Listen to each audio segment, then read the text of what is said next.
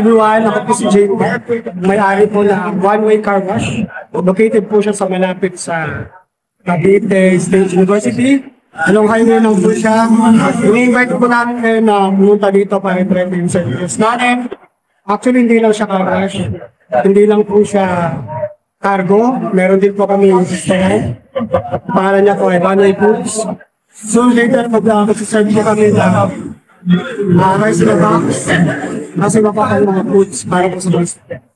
Tapos later on po, magkakaroon po kami ng coffee shop. Yun po yung sa mga 180. Tapos yung one-way cargo and handling po, ito po yung maupay natin. Which is ang kinikater niya po at yung mover po namin, gagaling po sa Cavite City.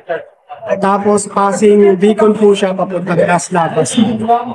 Yun po, salamat po sa